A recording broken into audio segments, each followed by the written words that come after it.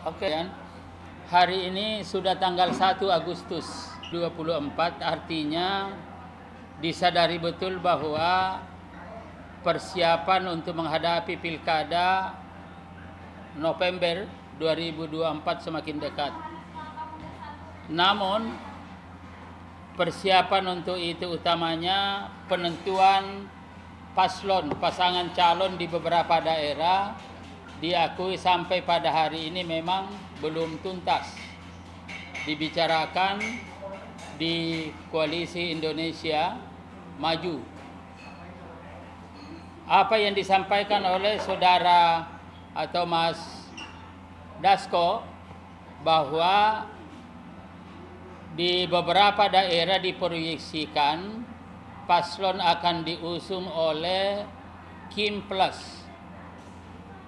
Saya kira itu adalah betul, dan bahkan sebenarnya kalau kita mengacu pada apa yang disampaikan oleh Presiden terpilih Pak Prabowo pada awal-awal menyampaikan beberapa pernyataan terkait dengan format pemerintahan ke depan, Pak Prabowo menyampaikan bahwa demokrasi yang akan dikembangkan Indonesia adalah demokrasi yang sesuai dengan ciri karakter Indonesia.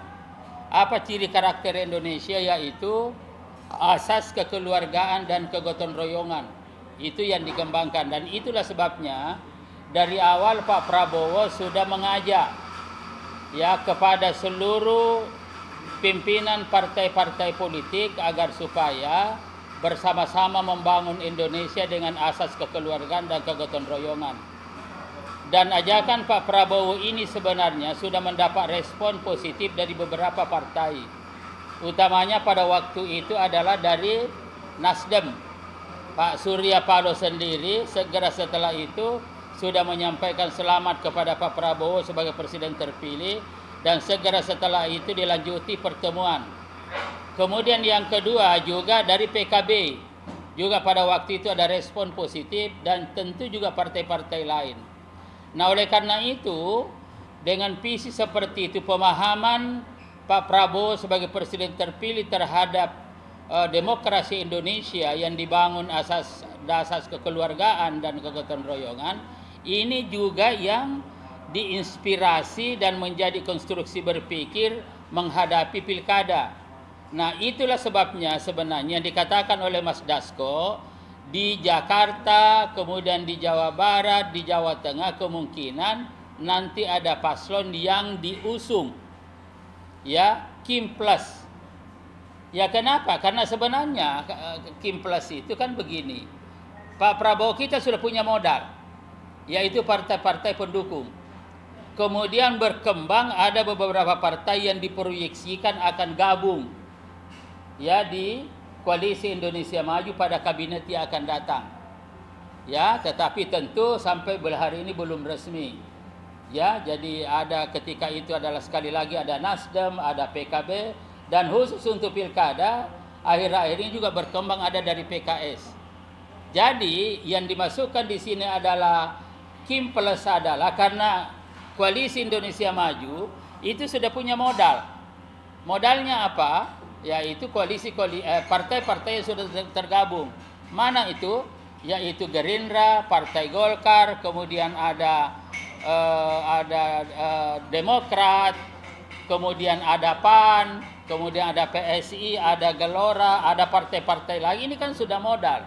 Lalu ditambah lagi misalkan kemungkinan Nasdem, kemudian ada PKB, kemudian ada kemungkinan PKS. Nah, ini kan sebenarnya masih menggunakan Kim Plus karena memang belum resmi.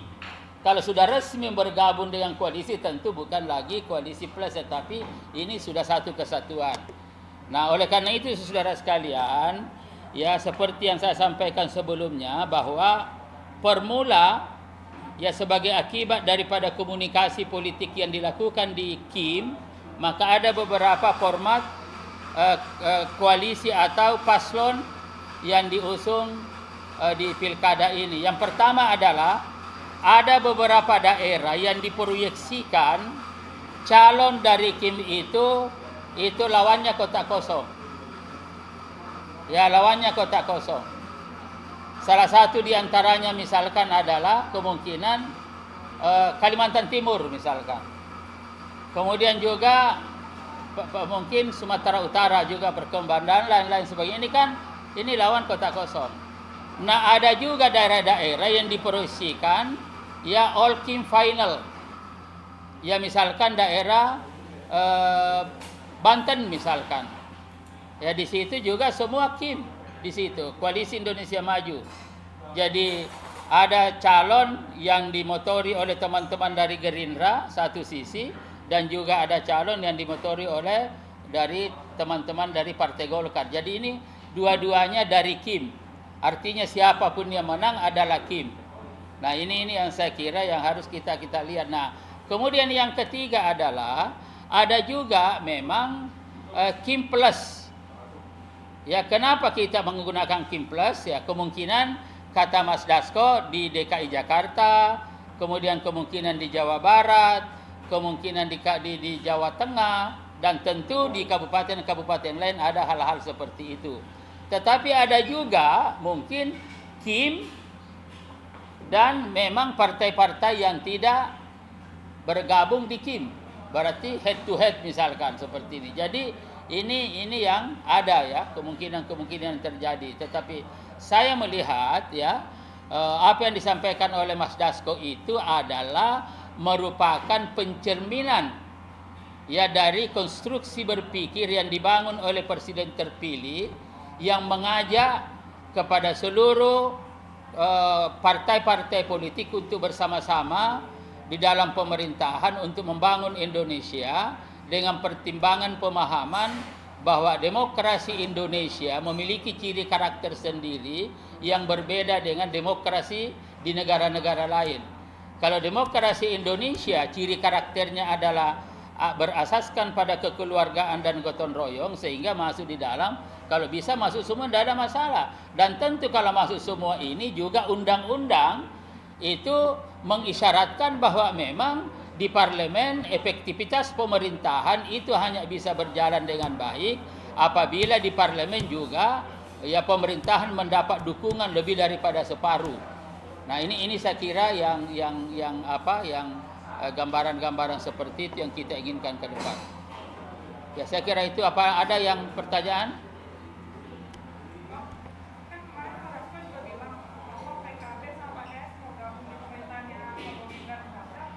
Ya, saya kira enggak semua. Ya, itu yang saya katakan tadi. Kalau sudah gabung bukan lagi namanya Kim Plus. Tetapi dari awal kan sebenarnya Nasdem sudah memberikan sinyal akan gabung. PKB akan gabung. Kemudian belakangan adalah PKS. Kalau sudah resmi gabung, maka bukan lagi namanya Kim Plus, tetapi Kim. Baik yang merupakan modal dasar yang sudah ada sebelumnya menghadapi Pilpres, ya itu kan modal dasar adalah Kim menghadapi Pilpres. Siapa itu? Itu yang saya katakan tadi, dari Gerindra, dari Golkar, dari PAN, dari Demokrat, dari PSI, dari Gelora, dari apa lagi tuh partai banyak di situ.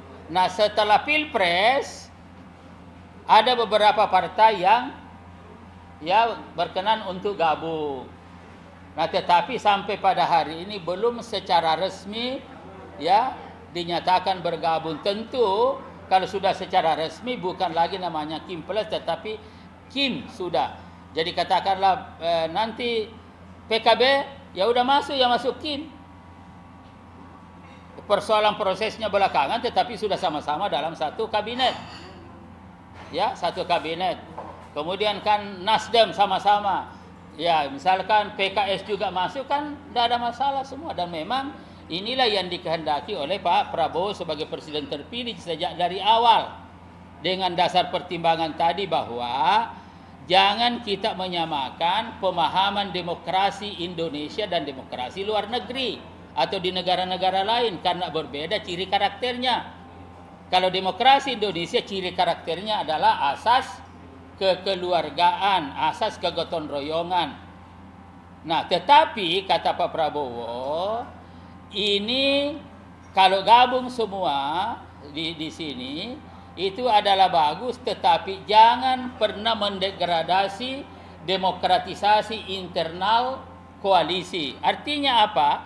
Tetap ada proses yang terjadi, yaitu perdebatan-perdebatan konseptual, ada sikap-sikap kritis yang dikembangkan, ada perbedaan-perbedaan pandangan yang berkembang, tetapi orientasinya pada paradigma-paradigma untuk membesarkan koalisi dan bagaimana peran-peran koalisi ini bisa berkontribusi terhadap suksesnya kepemimpinan Prabowo Gibran yang akan datang, yang ditandai dengan pembangunan berhasil dengan baik untuk kepentingan rakyat.